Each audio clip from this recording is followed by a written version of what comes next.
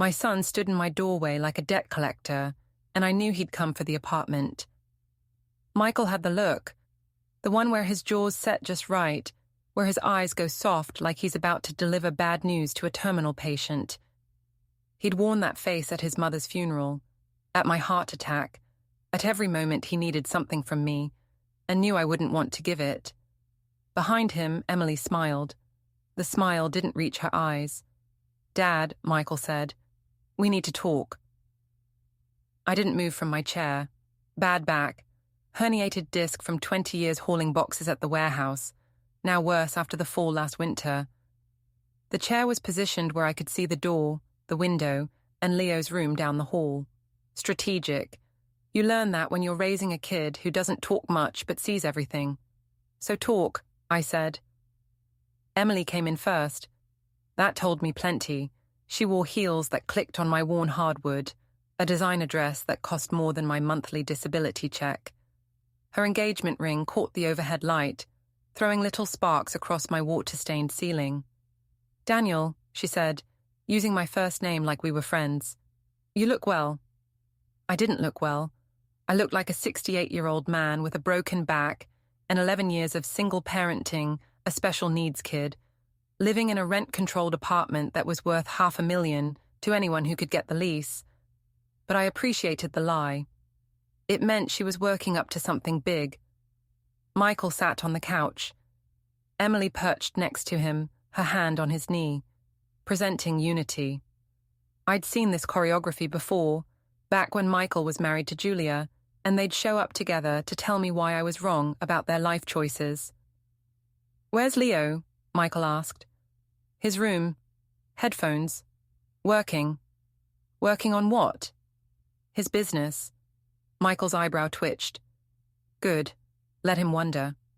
Let them both wonder what a 16-year-old kid who barely spoke until he was 7 had built in my second bedroom with second-hand electronics and an internet connection.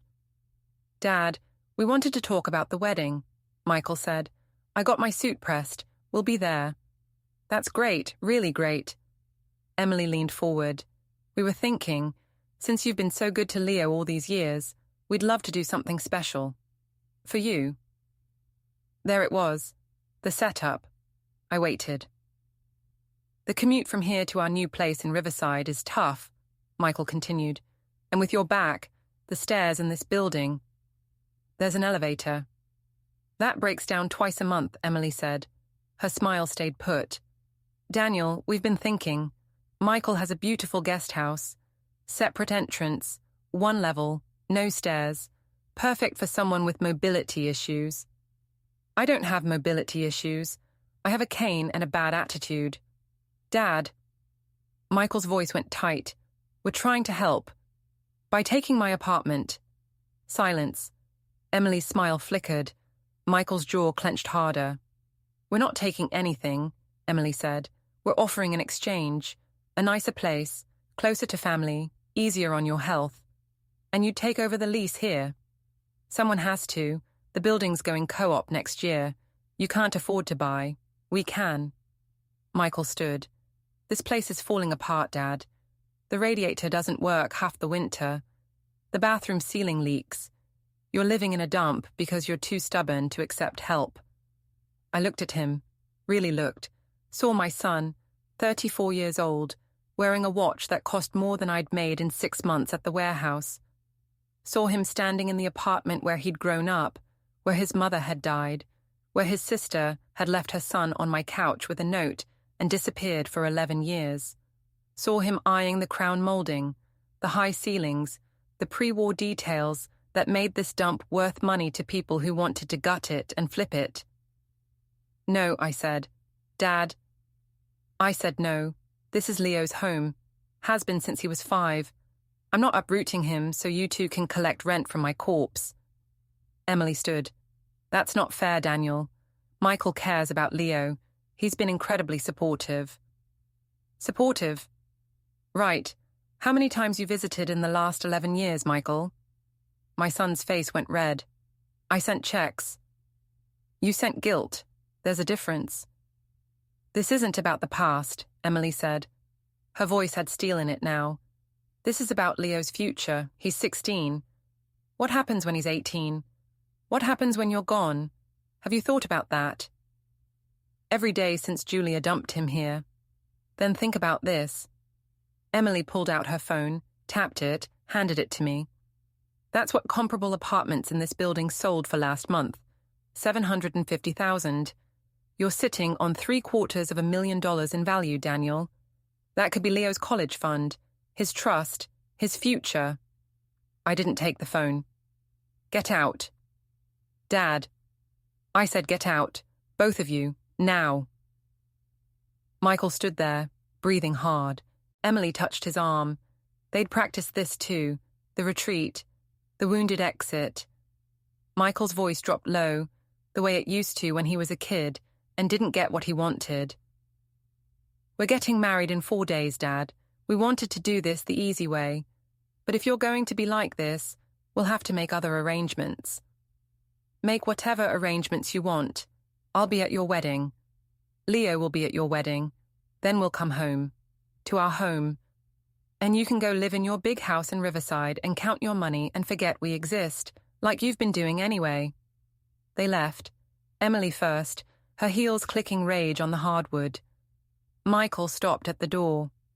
You're making a mistake, he said. Wouldn't be my first. He left. I sat there, my back screaming, my hands shaking. Rage and fear taste the same when you're old. Metallic.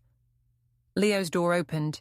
He came out in his headphones, wires trailing to the laptop he carried everywhere. 16 years old, tall for his age, skinny in a way that made him look fragile until you saw his eyes. His eyes were 30 years older than the rest of him. He pulled off the headphones. They want the apartment. Yeah. You said no. Yeah.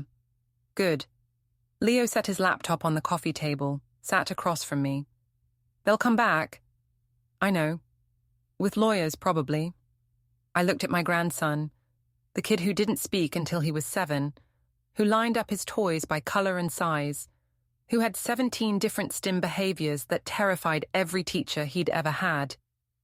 The kid who'd taught himself to code at 9, who'd built a prototype home security sensor at 13, who'd just signed a licensing deal for $3.2 million with a company I'd never heard of, using a lawyer from a non-profit that helped kids like him navigate business. Let them come, I said. Leo smiled. It was the smile that made his therapist nervous, the one that meant he'd thought 3 moves ahead and liked what he saw. Yeah, he said, let them come. I should have been scared. Instead, I felt something I hadn't felt in years. I felt like fighting. The wedding was in 4 days. I had a feeling we wouldn't have to wait that long. I was right. Before we continue, hit the hype button, subscribe, and like the video to help the channel grow. Tell us which city you are from in the comments. We'd love to get to know our audience better. The hospital smell never leaves you. 17 years later, I can still close my eyes and smell the antiseptic, the floor wax, the underlying rot of sickness they can never quite cover. I was 62 the morning Julia walked out, sitting in a plastic chair next to Leo's bed, watching my 5-year-old grandson rock back and forth, not speaking, not looking at me, not acknowledging that his mother had been gone for 16 hours. The social worker had kind eyes. That made it worse somehow. Mr. Foster, she said, we need to make some decisions about Leo's care. I'd been awake for 40 hours. Leo had been in the ER for a seizure, then admitted for observation. The doctor said it was stress-induced. I said it was because his mother was a flake who'd left him alone in an apartment for 9 hours while she went God knows where. They wrote down my statement. Didn't argue. His mother will be back, I told the social worker. It's been 2 days, Mr. Foster. 2 days. Julia's phone went straight to voicemail. Her apartment super said she'd packed a bag. Her boyfriend, the current one, said he hadn't seen her. Michael said I was overreacting, that Julia was just taking a break, that she'd come back when she was ready. I looked at Leo, still rocking, still silent. He'd screamed for 6 hours straight when they first brought him in, that high-pitched shriek autistic kids make when their world breaks. They'd sedated him. Now he just rocked. "I can take him," I said. The social worker glanced at her clipboard. "You're 62, disabled, living on a fixed income in a one-bedroom apartment. Mr. Foster, Leo has significant special needs. He requires therapy, medication management, educational support. Do you understand what you're taking on?" I understood. I understood that Julia had called me 3 weeks before, crying, saying she couldn't do this anymore. I understood that Michael had told me not to interfere, that Julia was just going through a phase. I understood that my grandson was rocking in a hospital bed, alone, because the adults in his life had failed him. "I can take him," I repeated. She had me sign papers, temporary guardianship. They explained that if Julia came back within 30 days, we'd have to go to court. If she didn't, I could file for permanent custody. They gave me pamphlets about autism, about social services, about support groups. I took Leo home in a taxi. He didn't speak for 6 months. That was 11 years ago. Julia sent a card on his 7th birthday. Nothing on his 8th. A check on his 9th that I ripped up and flushed. Then silence, except for the monthly child support payments that appeared in my account like clockwork, sent automatically from some account she'd set up before disappearing. Guilt money. I used it for Leo's therapy. Michael visited 4 times in 11 years. Twice when Leo was young, once when I had the heart attack, once when his mother died. Each time, he brought presents. Each time, he stayed less than an hour. Each time, he promised to do better. He never did. Emily I'd met exactly once before today, at the engagement party last year, where she'd smiled and asked polite questions about Leo, and then spent the rest of the evening talking to people who mattered. Michael said she was a marketing executive. I said she looked like she ate organic kale and counted calories. He didn't invite me to many things after that. Now they wanted my apartment. I sat at the kitchen table, 3 days before the wedding, drinking coffee that tasted like rust. The building's pipes were original, installed in 1928. The coffee matched my mood. Leo was at the table with me, his laptop open, code scrolling past faster than I could follow. He'd been working on the same project for 6 months, wouldn't tell me what it was, just said it was important. Then he'd come home 2 weeks ago and told me he'd sold something, a licensing deal for his hardware design and firmware, $3.2 million. The company was legitimate. The lawyer was legitimate. The contract was real. My grandson, the kid who couldn't tie his shoes until he was 9, had just become rich. "They'll come again," Leo said without looking up from his screen. "I know. Before the wedding." "Probably. They'll bring Mom." I went still. "You think?" "She has parental rights. I checked. She never terminated them. If she shows up with a lawyer, she can make a claim on the money." My coffee went cold in my hand. "How long you known this?" "Since I signed the deal. I've been preparing." "Preparing how?" Leo's fingers stopped moving. He looked at me, and his eyes had that old, calculating look again. "I've been recording things. Saving things. Just in case." "Recording what?" "Everything, Grandpa. Everything." The doorbell buzzed. Not the polite ring of a visitor. The long, aggressive buzz of someone who expected to be let in immediately. Leo closed his laptop. "That'll be her." I stood, my back screaming. "Stay here." "No." Leo picked up his phone. "I want to see this." I wanted to argue, wanted to protect him from whatever was coming up those stairs. But Leo was 16, and he'd survived 11 years without his mother. He'd earned the right to face her. I buzzed them in. We stood in the living room, waiting. I heard heels on the stairs. 2 sets. Then a man's voice, calm and professional. My stomach dropped. The knock was polite. I opened the door. Julia looked good. That was the first thing I noticed, and I hated myself for noticing. 11 years, and she looked like she'd spent them at a spa. Hairstyled, makeup perfect, clothes expensive. The boyfriend money, I figured, or husband money. or whatever poor bastard was funding her life now. Next to her stood a man in a suit, grey, expensive, with a leather briefcase, and the kind of face that suggested he billed $400 an hour. "Dad," Julia said, "can we come in?" I didn't move. "Why?" "Because we need to talk, about Leo." Behind me, Leo's voice, flat and calm. "Let her talk, Grandpa." I stepped aside. They came in. Julia's eyes went straight to Leo, and for just a second, I saw something flicker across her face. Guilt, maybe, or calculation. Hard to tell. "Leo," she said, "you've gotten so big." Leo didn't respond, just stood there, watching her, his phone in his hand. The lawyer set his briefcase on my coffee table without asking. "Mr. Foster, I'm David Hamilton. I represent Ms. Julia Foster in matters concerning her son, Leo Foster. He goes by Leo Foster Blackwood, my name, not hers." Hamilton didn't blink. "Ms. Foster remains Leo's legal guardian. She has never terminated her parental rights. As such, she maintains full authority over decisions regarding Leo's welfare, education, and financial affairs. She hasn't seen him in 11 years. The duration of absence doesn't terminate parental rights, Mr. Foster. Ms. Foster has maintained consistent child support payments throughout Leo's minority. She has now returned to resume her parental responsibilities." I looked at Julia. "That what you're doing? Resuming your responsibilities?" She had the decency to look away. "I made mistakes, Dad. I'm trying to fix them. 11 years late. I'm here now." Her voice went hard. "And I'm his mother. I have rights." Leo laughed.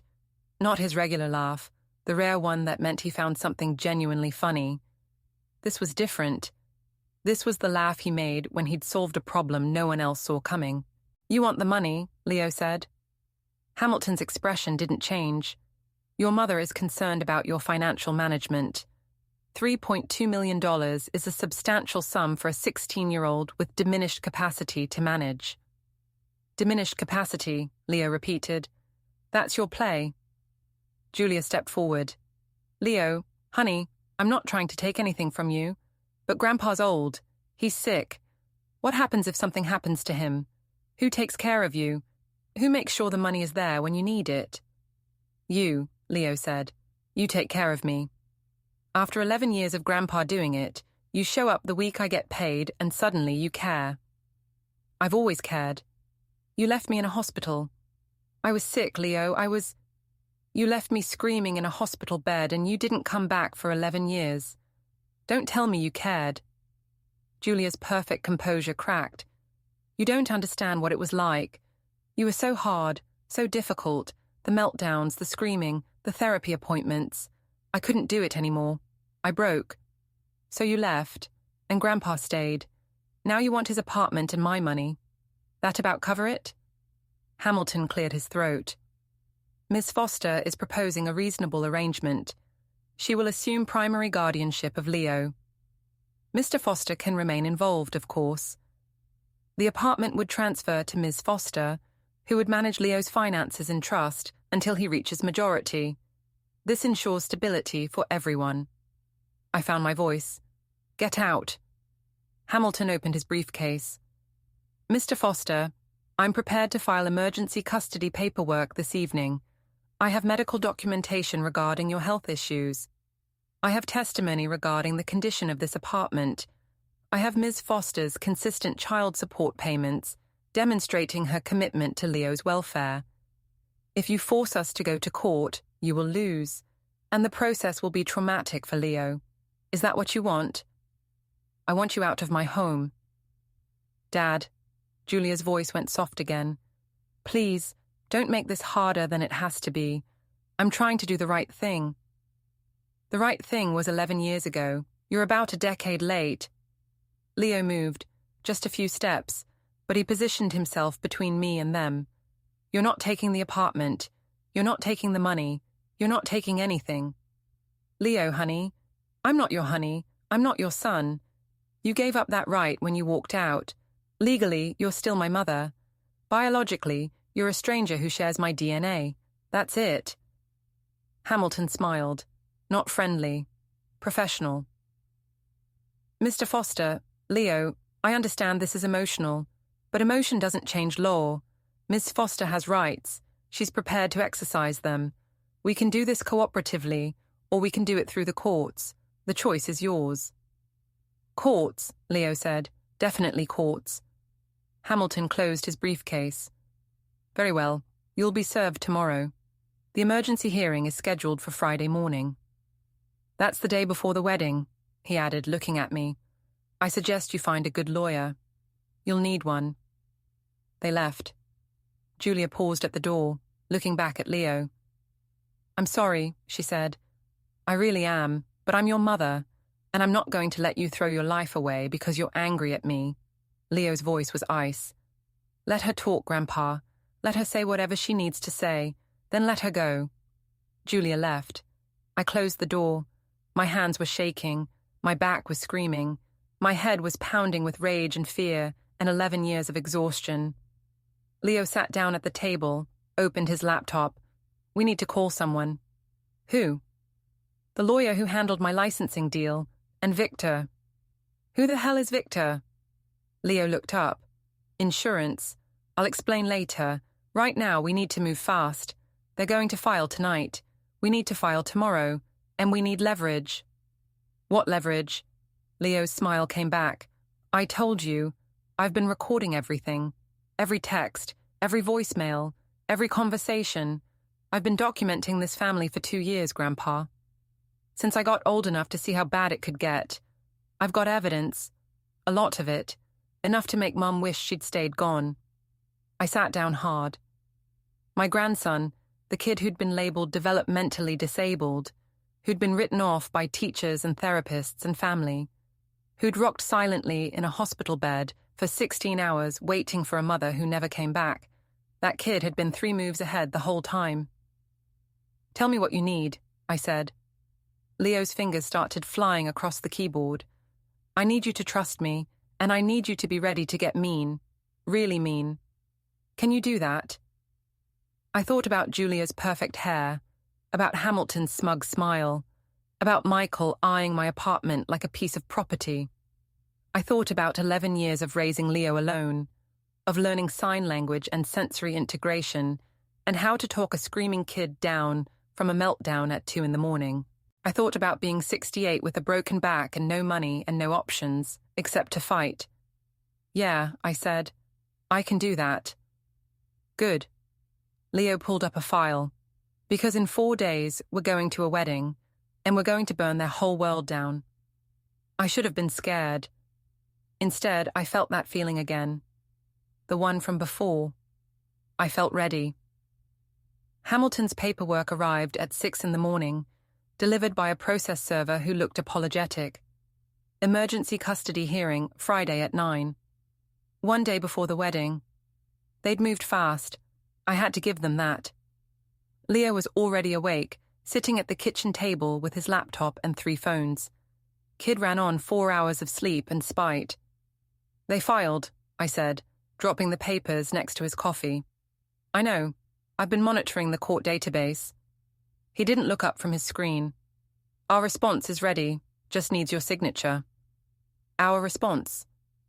I had the lawyer draft it last night, cost $1,500, emergency retainer. I picked up the papers. Legalese swam across the pages, but the gist was clear.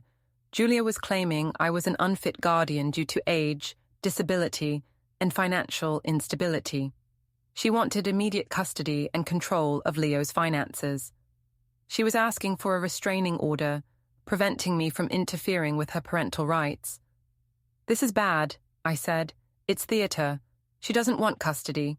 She wants control of the money, but she can't ask for that directly without looking like exactly what she is, so she's framing it as concern for your health and Leo's welfare. The judge won't see through that. The judge will see a mother who paid child support for 11 years and a grandfather who's 68 with a disability check. On paper, she looks responsible.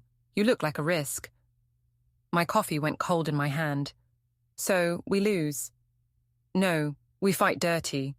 That's what the evidence is for. Leo spun his laptop around.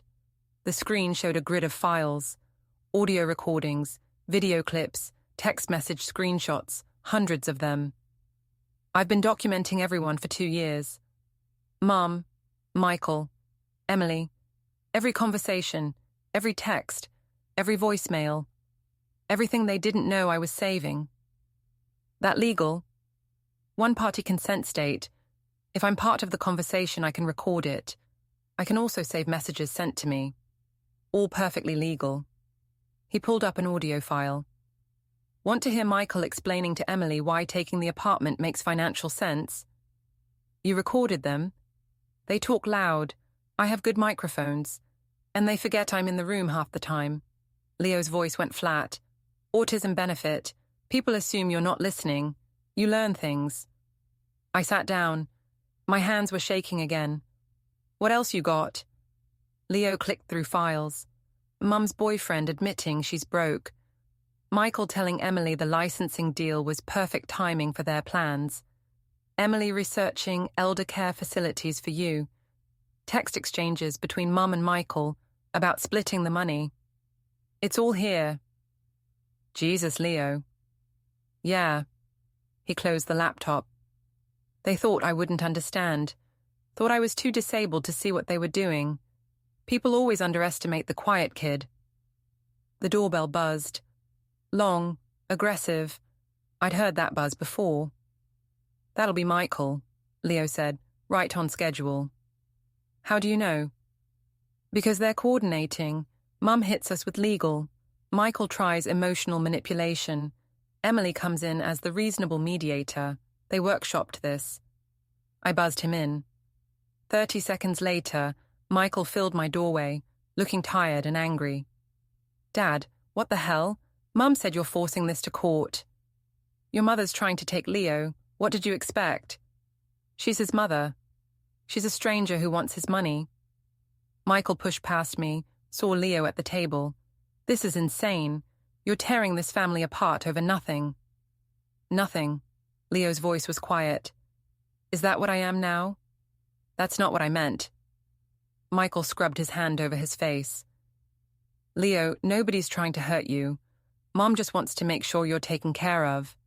By taking my money. By managing it responsibly. You're 16. You don't need $3 million in your bank account. It should be in a trust, managed by an adult. An adult like her. Like family. Yes. Michael turned to me. Dad, you're 68. You had a heart attack 2 years ago. Your back's shot. What happens when you can't take care of him anymore? What happens when you're gone? You think the state's going to do better than Mom? I think your mother walked out on him 11 years ago and showed up the week he got rich. That tell you what you need to know? She made a mistake. People make mistakes. You going to punish her forever? Leo stood. She doesn't get to make a mistake for 11 years and then show up demanding forgiveness because it's convenient. Nobody's demanding anything. We're trying to have a conversation. No, you're trying to guilt Grandpa into giving up. That's what you do, Michael. You show up, you make sad eyes, you talk about family, and then you take what you want and disappear. Michael's jaw clenched. I'm here now. For how long? Until the wedding? Until you get whatever you came for? Leo moved closer. You visited 4 times in 11 years. You want to lecture me about family. You weren't family when I was learning to talk. You weren't family when I had meltdowns at school. You weren't family when Grandpa had a heart attack and I had to call 911 because nobody else was here. You were busy, always busy. But now I have money, and suddenly you're very available. That's not fair. Fair is watching Grandpa work 2 jobs to pay for my therapy because Mum's child support barely covered rent. Fair is learning to cook at 10 because Grandpa's back was too bad to stand. Fair is growing up knowing my mother looked at me and decided I was too much work. Don't talk to me about fair. Michael stood there, breathing hard. I saw something cross his face. Shame, maybe, or just anger that he'd been called out. The wedding's tomorrow, he said quietly. I want you both there. Whatever else is happening, your family. You're invited. We'll be there, I said, and after the wedding, We're going to figure this out. All of us, like adults. Looking forward to it, Leo said. His voice had that edge again. The one that meant he knew something Michael didn't. Michael left. I locked the door behind him, leaned against it. They're coordinating. Yep, Mom files legal. Michael does the emotional appeal. Next up, Emily arrives to play reasonable mediator and offer a compromise. You're scary, kid. You know that. I watch people, Grandpa. It's what I do. Most people don't pay attention. They say things, they text things, they assume the autistic kid isn't taking notes. But I always take notes. The doorbell buzzed again. This time, polite. 2 short rings. And that, Leo said, will be Emily. He was right. Emily stood in the hallway with a bakery box and an apologetic smile. Daniel, Leo, can I come in? I brought muffins. I almost said no, but Leo nodded, so I stepped aside. Emily set the box on the table, opened it. Blueberry muffins, still warm. The smell filled my kitchen, covering the rust pipe coffee smell I'd gotten used to. I know things have been tense, Emily said. I want you to know I'm not part of whatever's happening with Julia. Michael's upset. The wedding's tomorrow. Everyone's emotional. I thought maybe we could talk, just us. Talk about what? Leo asked. About finding a solution that works for everyone. Emily sat, gestured for us to join her. We didn't. She noticed but kept smiling. Look, I understand why you're angry. Julia showing up like this right after Leo's deal. The timing looks bad. Looks bad because it is bad, I said.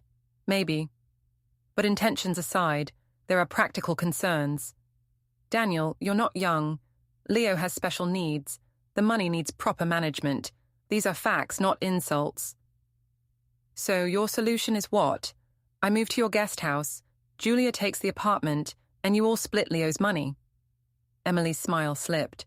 Just for a second. Nobody's splitting anything. We're talking about establishing a trust.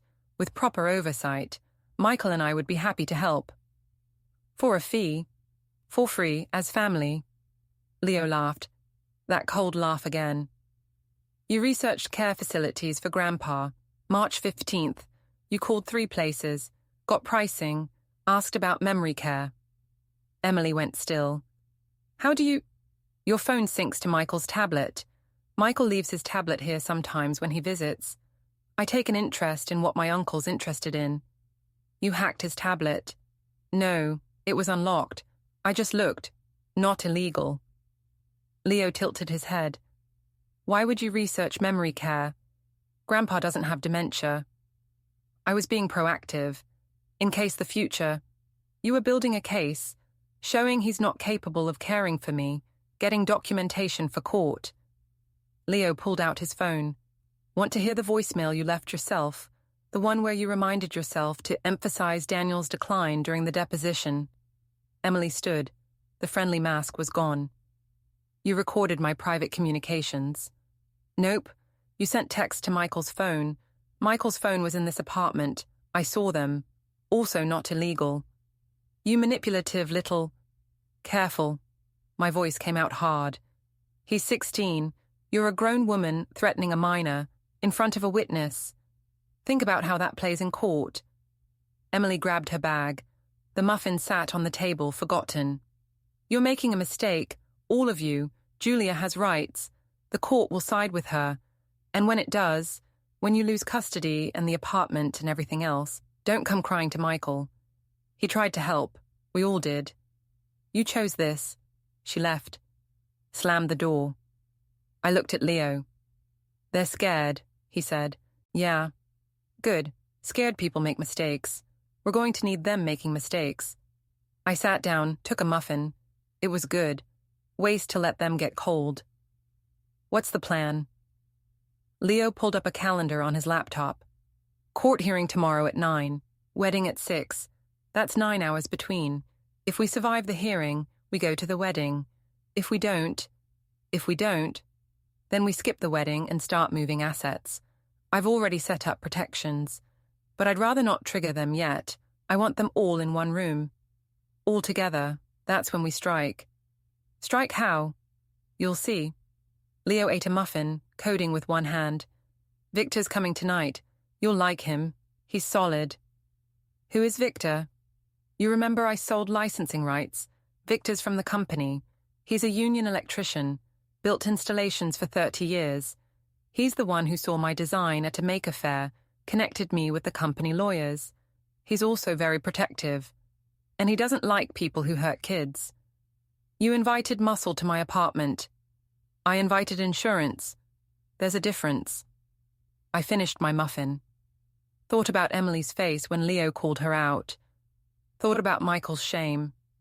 Thought about Julia's perfect hair and Hamilton's smug smile. I'm proud of you, I said. Leo looked up. Yeah? Yeah, you're smarter than all of them combined. And meaner. I like that. Learned from the best, Grandpa. We sat there eating stolen muffins, planning war. My back hurt. My head hurt. My heart hurt from 11 years of carrying weight nobody else would lift. But for the first time in a long time, I felt something other than tired. I felt dangerous. Tomorrow was court. Tomorrow was the wedding. Tomorrow we'd see who this family really was. I couldn't wait. The judge was tired. I could see it in her eyes, the way she rubbed her temple, while Hamilton droned through his petition. 9 a.m. on a Friday, emergency custody hearing, just another case in an overloaded system. Your Honor, Ms. Foster has demonstrated consistent financial support for 11 years. She's requesting reunification with her son, which is her legal right. Mr. Foster is 68, disabled, living in substandard housing. While his intentions are good, he lacks the resources to properly care for a special needs teenager, particularly one who now has substantial assets requiring sophisticated financial management. Judge Martinez looked at me. Mr. Foster, you have representation. Our lawyer stood. Martha Reeves, 50-something, steel-grey hair, from the same non-profit that helped Leo with his contract. She'd taken our case pro bono because she hated parents who showed up for money. Yes, Your Honor, and we dispute every claim Mr. Hamilton has made. Mr. Foster has been Leo's primary caregiver for 11 years.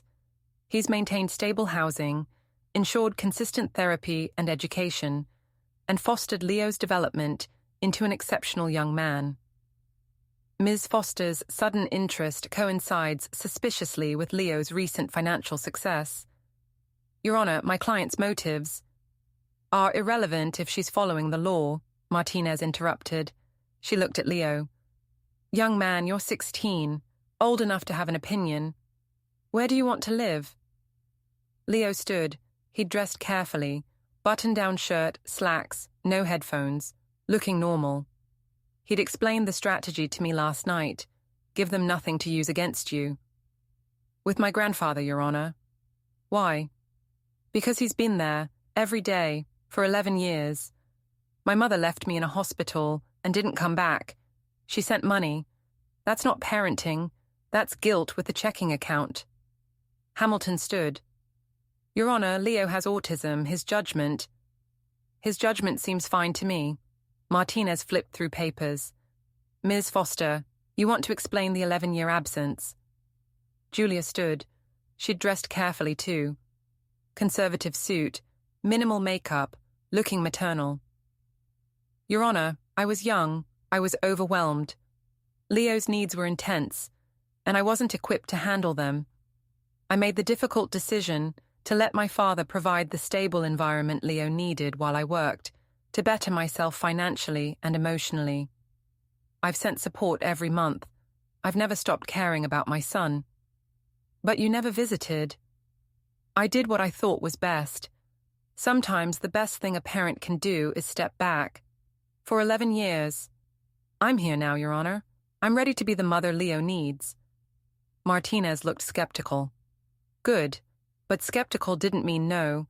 I'd seen judges give kids back to worse parents. Family reunification was the default. Mr. Hamilton, what's Ms. Foster's current financial situation?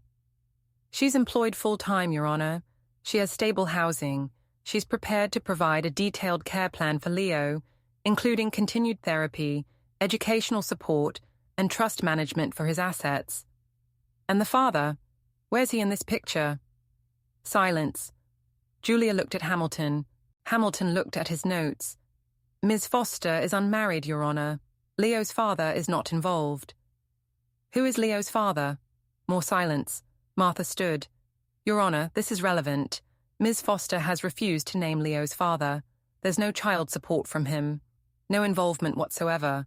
She's claiming to be a responsible parent, but she can't even identify the other person responsible for creating this child. Julia's face went red. That's my private business. It's relevant to credibility, Your Honor. Martha pulled out a file. Ms. Foster has a pattern of instability. 6 addresses in 11 years, 4 jobs, multiple relationships. She's consistent in exactly one thing: cashing the monthly check deposited by Mr. Foster's late wife's life insurance annuity. When that ran out 6 months ago, suddenly she's interested in reunification. Your Honor, Hamilton started. Sit down. Martinez looked at the papers, then at us. I'm not moving a child who's been stable for 11 years into a mother's custody based on a sudden change of heart. Ms. Foster, you have visitation rights. You want to exercise them, file properly.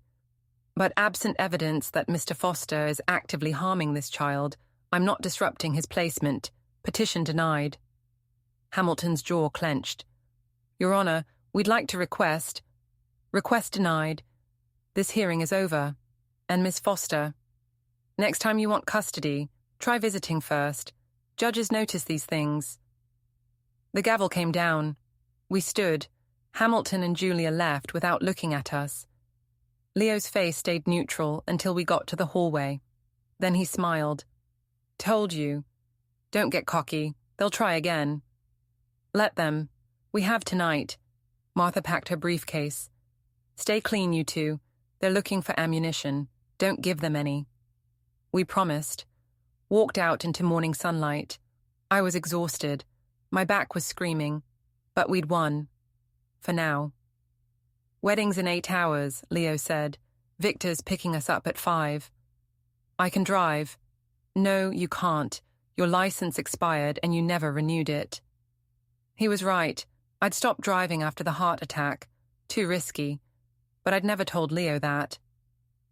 How do you know? I pay attention, Grandpa. Always.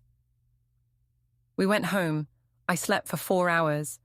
When I woke up, Leo was dressed in a suit, looking older than 16. His expression was calm. Too calm.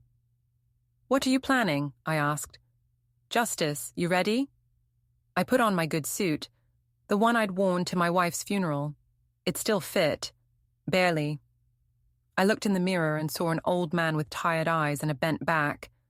Saw someone who'd spent 11 years fighting. Saw someone who wasn't done fighting yet. Victor arrived at 5. Big guy, 50-something, with hands like hammers and a face that had seen too many bar fights. He shook my hand gently, like he knew it hurt. Daniel, good to meet you. Leo talks about you constant. Nothing good, I hope. Victor laughed. All good. Says you're a stubborn bastard who doesn't quit. That's high praise from this kid. We drove to the wedding. Fancy hotel in the suburbs. The kind with valet parking and ice sculptures. Victor pulled up, handed the keys to a kid in a vest. We walked in like we belonged there. The reception hall was huge. 200 people, maybe more. Crystal chandeliers, white tablecloths, a string quartet playing something classical. Michael and Emily stood at the front, greeting guests. They saw us. Michael's face went tight. Emily whispered something. They kept smiling. We found our table, way in the back, next to the bathrooms. Message received. Subtle, Victor said. They're classy like that, I replied. The ceremony was fine. Standard vows, crying mother of the groom, forced applause. I watched Michael promise to love and cherish Emily. Wondered if those words meant anything to him. Wondered if he'd promised things to Leo's mother too. Back when Julia was young and pregnant and scared. Dinner was worse. Rubber chicken, weak wine, speeches that went too long. Emily's father talked about family values. Michael's best man made jokes about bachelor parties. Everyone laughed at the appropriate moments. Then came the toasts. Michael stood. I want to thank everyone for being here. Today's about family, about coming together, about building something lasting. His eyes found mine across the room. My dad taught me that family means sacrifice, means being there when it matters. I hope I can live up to that example. Polite applause. I didn't clap. Emily stood next. I also want to thank family, including those who couldn't be here and those who almost didn't make it. She smiled at our table. We believe family takes care of family. That's what Michael's father did for Leo all these years. And now it's time for the next generation to step up and help. She raised her glass. Everyone raised theirs. I kept mine on the table. Leo's phone buzzed. He checked it, showed me the screen. A text from Michael.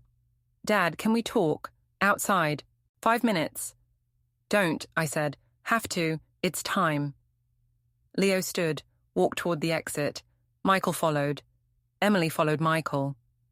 I stood to follow them, but Victor put a hand on my shoulder. Let him handle this part. You come when he calls. He's 16. He's smart. Trust him. I sat, watched the door, counted seconds. My coffee went cold. My back locked up from sitting too long. Other guests got up to dance, to drink, to celebrate. Then Leo's text arrived. Now. Victor and I stood, walked to the back hallway, found them by the service entrance away from the guests. Leo stood calm. Michael was red-faced, gesturing. Emily had her arms crossed. And Julia was there, with Hamilton beside her. They'd ambushed him. Leo, be reasonable, Michael was saying. Just agree to the trust. That's all we're asking. No. We went to court. You won. Fine. But the money needs protection. You're 16. You're not equipped. I'm equipped fine. I built the tech. I negotiated the deal. I understand compound interest better than you understand your own mortgage. Julia stepped forward. Baby, please. I know you're angry, but I'm your mother. I have legal responsibility. You gave that up 11 years ago. The law doesn't agree. The judge this morning did. Hamilton cleared his throat. The judge denied temporary custody. That's not the same as terminating parental rights. Ms. Foster maintains legal authority over your finances. She can petition for conservatorship. Given your disability, she'd likely win. Leo's expression didn't change. Try it. We will if we have to. Emily moved closer. Leo, this doesn't have to be a fight. We're offering a fair compromise. The trust protects you. Your grandfather gets better housing. Everyone wins. Except me and Grandpa lose our home. You get security. We have security. We have each other. We don't need you. Michael's voice went hard. Dad's 68, Leo. He's got maybe 10 good years left, maybe 5. What happens after? You think you can handle life alone? Better than I'd handle it with any of you. I stepped forward then, couldn't help it. That's enough, Michael. My son turned, saw me and Victor. Something flickered across his face. Fear, maybe, or calculation. Dad, this isn't about you. It's my home you want. Pretty sure it's about me. It's about planning, about being responsible, about facing reality instead of clinging to pride. Reality is you want that apartment. You want Leo's money. You want everything we got, and you want us grateful while you take it. Emily stepped between us. Daniel, you're making this personal. It's business. It's logistics. Don't be unreasonable. Unreasonable. I looked at her, at Michael, at Julia standing there, with her lawyer and her perfect hair and her 11 years of absence. You want to see unreasonable? Ask Leo what he's got in his phone. Michael frowned. What's he talking about? Leo pulled out his phone. Insurance. Insurance? Evidence. 2 years of recordings, texts, voicemails, videos, every conversation you had about taking the apartment. Every plan you made for splitting my money. Every lie you told. All documented. All time-stamped. All perfectly legal to record. The color drained from Emily's face. You recorded us? One-party consent state. I was present. I can record anything. You manipulative little... Leo's smile was ice. Careful. We're at your wedding. Lots of witnesses. You assault an autistic kid. Think how that looks. Michael grabbed Leo's arm. Give me that phone. Victor moved fast for a big guy. He had Michael's wrist in his hand before I could blink. Don't touch the kid. Who the hell are you? Friend of the family. The good part of the family. Michael jerked his arm free. You're threatening us? At my wedding? No threats. Just facts. Leo held up his phone. I have evidence that would destroy all of you. Your jobs. Your reputations. Your marriage. I've also got video of Emily slapping an elderly man 2 nights ago. That's assault. I could press charges. I could ruin your wedding before the cake gets cut. Julia stepped forward. Leo, honey. Don't. Leo's voice went cold. You don't get to call me honey. You don't get to call me anything. You're here for money. That's it. You heard I got paid and you saw your chance. But I'm not 5 years old anymore. I'm not screaming in a hospital bed. I'm not helpless. I'm smart, I'm mean, and I've been ready for you. The judge said no. You want to file again? Go ahead. I'll present my evidence. I'll show the court text where you admit you don't care about custody, you just want the money. I'll play voicemails where Michael and Emily plan my grandfather's transition to assisted living. I'll show the world exactly what you are. Silence. Long. Heavy. I watch my son's face cycle through expressions. Anger. Fear. Calculation. Finally landing on something like defeat. What do you want? Michael asked. I want you to leave us alone. Forever. We're family. No, you're relatives. There's a difference. Family shows up, family stays. You didn't. Emily found her voice. We could still file. We have rights. And I have evidence. You want to start a war? I've got ammunition for years. Every person at this wedding gets an email with highlights. Every person at your jobs, your friends, your social media. I'll scorched earth your entire life. Or you can walk away. Your choice. Hamilton spoke up. He's bluffing. The recordings might not be admissible. They're admissible enough for the court of public opinion. And that's what matters. Leo looked at Julia. You wanted to be my mother. Should have shown up 11 years ago. You wanted my money. Should have earned it yourself. You wanted Grandpa's apartment. Should have been the one raising me in it. You chose to leave. You don't get to choose to come back just because it's profitable. Julia's perfect mask cracked. Tears.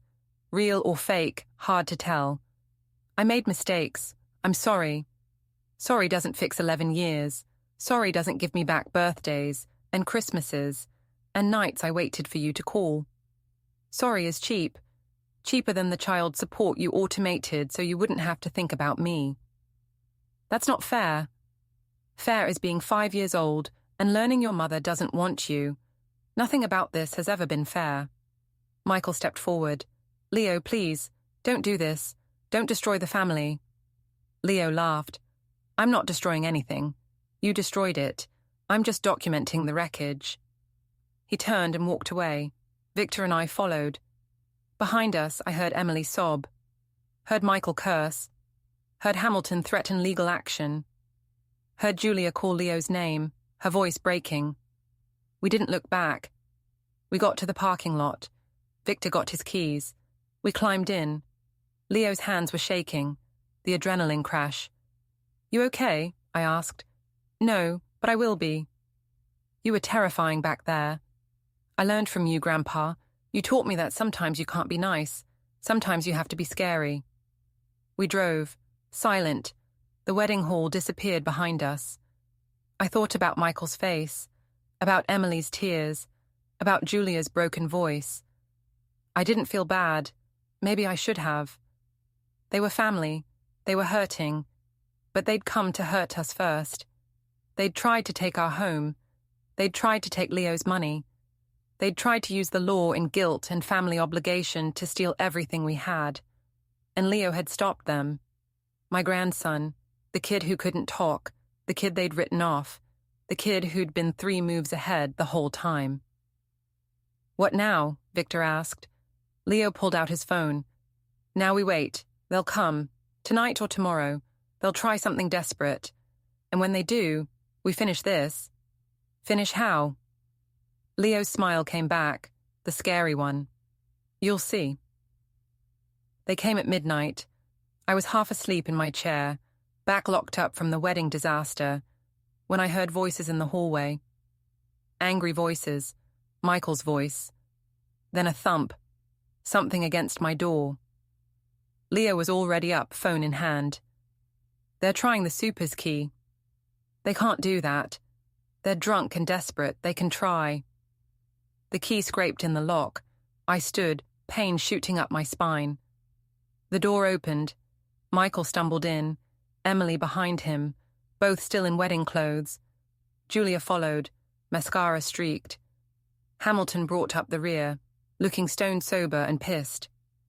"This is breaking and entering," I said. "This is an intervention," Hamilton replied. "Leo has made threats. We're here to resolve this situation before it escalates to law enforcement involvement." "We called the cops?" "Not yet. But assault charges against Ms. Emily Reed would be unfortunate for everyone." Emily slapped me. "I got witnesses." "Your word against hers. And you've admitted to having video you claim shows various incidents. That video was obtained without proper consent. We'd argue it's inadmissible and potentially illegal." Leo stood in his doorway, watching. Calm. Too calm. "One-party consent state. I already told you. It's legal." "The law is complex, young man. And you're a minor. Your recordings could be considered coercion." "Try it. Let's see how a judge reacts to a lawyer threatening a disabled teenager in his own home after midnight." Michael moved forward. "Leo, enough. Give me the phone. Delete the files. We'll forget this happened." "No. I'm not asking." Michael's voice had that edge, the one from when I was a kid and he'd learned it from me. The one that meant he was done talking and ready to take. He reached for Leo. Victor stepped between them, appeared from the kitchen like a ghost, blocked Michael's path. "I'd rethink that, friend." Michael looked at Victor. At 6'2" and 240, Victor made my son look small. "This is family business." "Kid's family to me too, and I don't let family get hurt." Emily pulled Michael back. "This is insane. All of it. We came to talk, to work something out." "By breaking into our home at midnight?" I asked. "By stopping Leo from destroying lives over a misunderstanding?" "Misunderstanding. You tried to steal my apartment and Leo's money. Where's the misunderstanding?"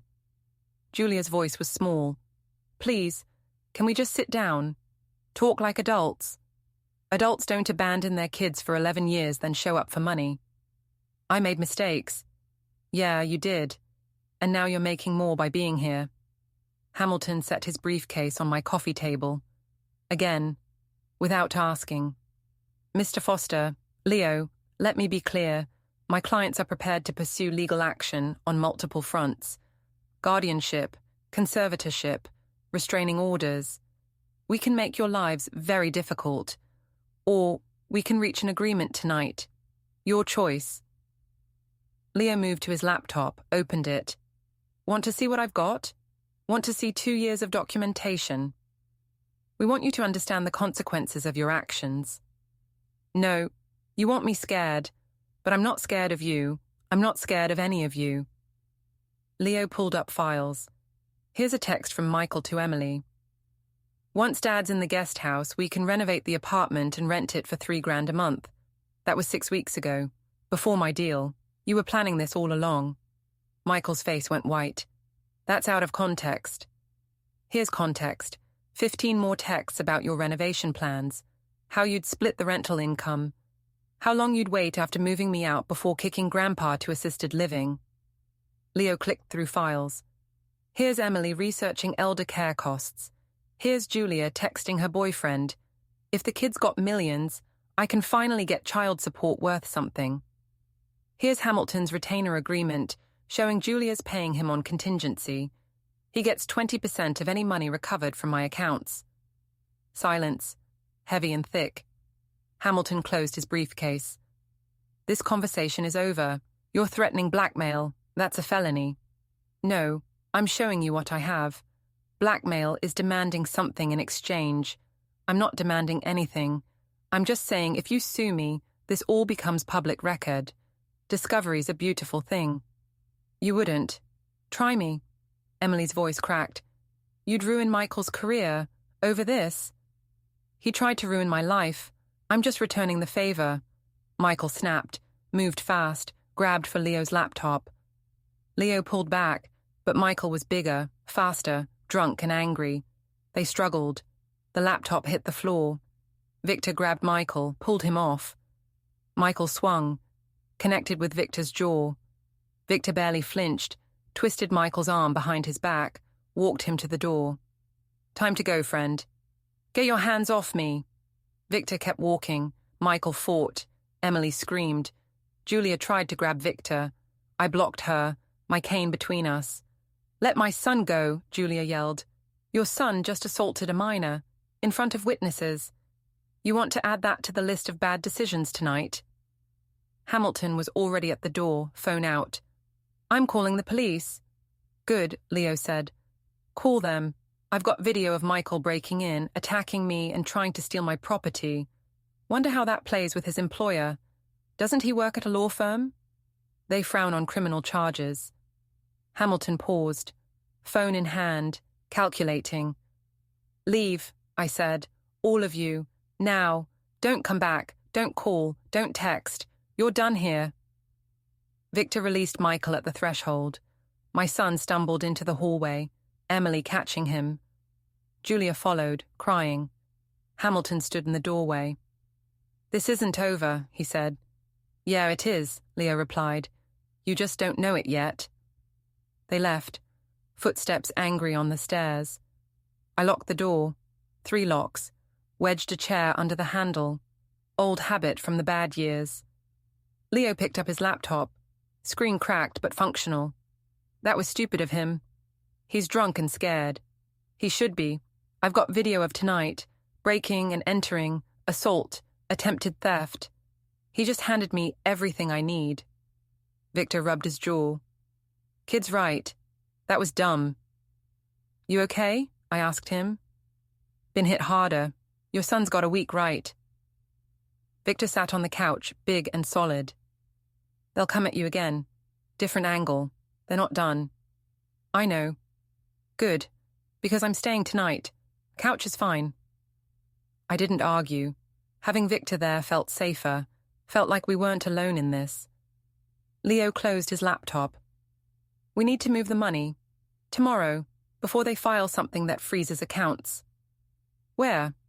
Trust, different structure, protected from creditors and legal claims. Already have the paperwork ready. How long you been planning this? Since the day I signed the licensing deal.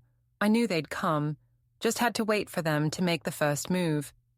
I sat down hard. My back was done. My head pounded. Adrenaline crash. You played them. I documented them. They played themselves. That's a fine line, Leo. It's the only line we got, Grandpa. They've got lawyers and money and family court on their side. We've got evidence and truth. That's it. So we use what we got. Victor nodded. Kid's smart. Mean smart. That's good. Nice doesn't win fights like this. Speaking from experience? I asked. Got 3 ex-wives and a dozen lawyers who learned not to mess with me. Yeah, experience. We sat there, midnight rolling into 1 a.m. My apartment felt smaller somehow, violated. They'd come into my home, tried to take things, tried to hurt Leo. I felt rage settle in my chest, cold and heavy and permanent. We're not running, I said. Leo looked at me. No. They want to fight. We fight. But we do it smart. We do it your way. We get mean. How mean? Mean enough to win. Mean enough they never try this again. Mean enough they regret every choice that brought them to my door. I looked at both of them. Can you help me do that? Victor grinned. Hell yes. Leo's smile came back, the scary one. Already 5 steps ahead, Grandpa. Already got the plan. We just need them to commit to one more mistake. What mistake? The wedding reception continues tomorrow. Second day, friends and extended family. Michael and Emily will be there. They'll have to pretend everything's fine. That's when we hit them, public, documented, with enough witnesses that they can't deny or spin what happens. What happens? They implode, and we watch. I should have said no, should have been the adult, should have de-escalated. But I was tired of being the adult, tired of taking the high road, tired of letting people hurt us because we were supposed to be better than them. Tell me the plan, I said. Leo opened his laptop, started talking. Victor listened. I listened, and for the first time in 11 years, I felt like maybe we'd win. Not just survive, not just get by, actually win. The plan was mean. It was thorough. It was everything they deserved. I loved it. The hate started online at 3 a.m. Leo showed me his phone. Someone had posted our address, mine and his, on a wedding shaming group. Called us ungrateful family members who ruined a beautiful wedding with their greed. The comments were vicious. They doxed us, Leo said, scrolling through threats and insults. Can you trace it? Already did. Emily's cousin. She's a social media manager. Knows how to make things viral. Within an hour, my building's super was calling. Someone had spray-painted thieves on the lobby door. At 4 a.m., a brick came through Mrs. Kowalski's window 2 floors down. By 5, there were reporters in front of the building. This is escalating, Victor said. He'd been up all night watching the door. They're trying to smoke us out, Leo replied. Make staying here impossible. Force us to accept their offer. My phone rang. Michael. Don't answer, Leo said. I answered. Put it on speaker. Dad, call off your attack. Michael's voice was raw. The videos, the evidence, whatever Leo's got. Delete it. This ends now. I'm not attacking anyone. I'm sitting in my apartment. Someone posted Emily's work email. She's getting death threats. Someone sent her boss a tip about her assaulting an elderly disabled man. She might lose her job. That's terrible. Dad, did Leo send those emails? Silence. Did he? I don't know who sent them, but he has the video. He has the evidence. So do a lot of people now. Maybe someone at the wedding took video. Maybe one of your guests. Maybe karma's just catching up. This isn't funny. No, it's not. Having your life threatened isn't funny.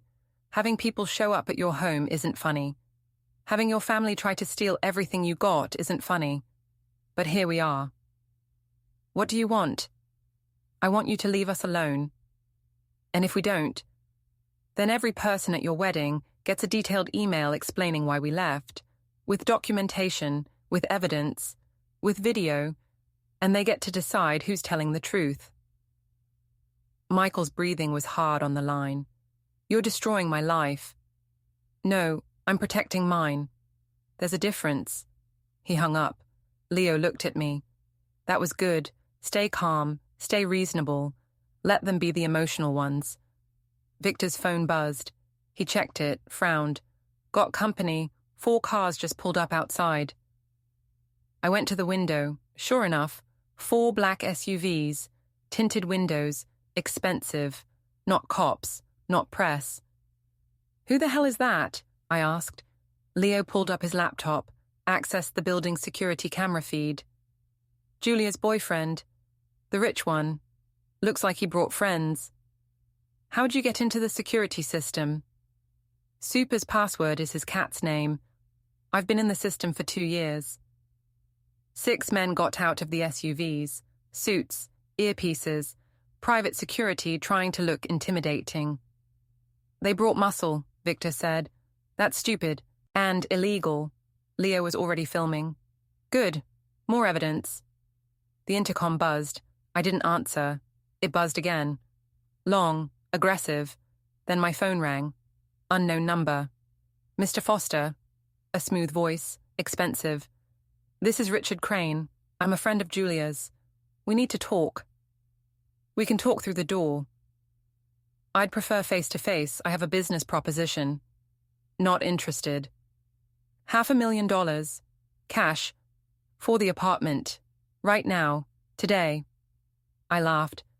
This place is worth more than that. Market value is irrelevant if you can't afford to buy when it goes co-op. I'm offering liquid cash. Take it. Move somewhere nice. Let this thing with Julia and Michael resolve itself. That's a bribe. That's an investment opportunity. I buy apartments, renovate them, sell them. It's business. Your situation gives me leverage for a discount. That's capitalism. Get off my property. Mr. Foster. I hung up. Looked at Leo. $500,000 cash. They're getting desperate, that's good. 6 guys outside is good. They can't do anything. Too many witnesses. Too many cameras. They're just trying to intimidate. Leo pulled up more feeds. Building security's on their way. Super called the cops. Sure enough, sirens in the distance. The SUV started moving. Gone before the police arrived. But the cops came anyway. 2 uniforms. Asked questions. Took statements. Looked at the spray paint, the broken window. Told us to call if anything else happened. Anything else? I asked. Someone threw a brick through a window. Could have been kids. Vandalism. Hard to prove who. There's 6 guys in suits outside. They're gone now. Call us if they come back. They left. We stood in my apartment, watching the sun come up. My phone kept buzzing. Text after text. Some supportive. Most hateful. My Facebook was a war zone. Someone had found my profile, posted it in the wedding shaming groups, invited a mob. Turn off your phone, Leo said. People need to reach me. People are harassing you. Anyone who matters has your email. He was right. I powered down my phone, felt immediately lighter. What now? Victor asked. Now we wait for them to make the next mistake. Leo pulled up files on his laptop. I've been working on something, called it the receipts. It's a full timeline, every text, every voicemail, every piece of evidence I've collected for 2 years. If they push, I release it, publicly, completely, with names attached. That'll destroy them, I said. Yeah. You ready to do that? Leo looked at me. His eyes were old, too old for 16. I've been ready since Mum left me in that hospital. I've just been waiting for her to give me a reason. This is the reason? This is the reason. My phone, powered down on the table, started ringing. Phantom vibrations, muscle memory. I'd been on call for 11 years. First as a warehouse worker, then as Leo's guardian. Always waiting for the crisis, always prepared for the call. Now the crisis was here, and for once, I wasn't afraid. We're really doing this, I said, not a question, a statement. We're really doing this, Leo confirmed. Victor cracked his knuckles. About time. I'm tired of defense. Let's play offense. Leo pulled up a calendar. Reception continues today at 2 p.m. Same venue, smaller crowd, but Michael and Emily will be there. So will Julia. They have to maintain appearances. So what's the play? We show up, we're invited, we sit quietly, we wait for them to start something, and when they do, we finish it, with witnesses, with video, with documentation. We make sure everyone there knows exactly what they tried to do to us. That's brutal. They tried to take our home, Grandpa. They tried to take my money. They tried to use the law to steal from a disabled kid and an elderly man. Brutal is the only language they understand. He was right. I knew he was right. But some part of me, the part that remembered Michael as a little kid, the part that remembered Julia as my daughter before she broke, that part hurt. I pushed it down, locked it away. We didn't have room for sentiment anymore.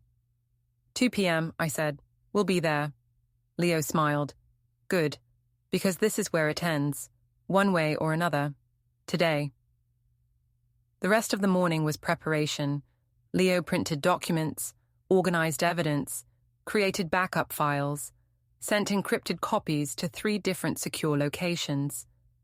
Victor made calls, checking in with people I didn't know, building our support network,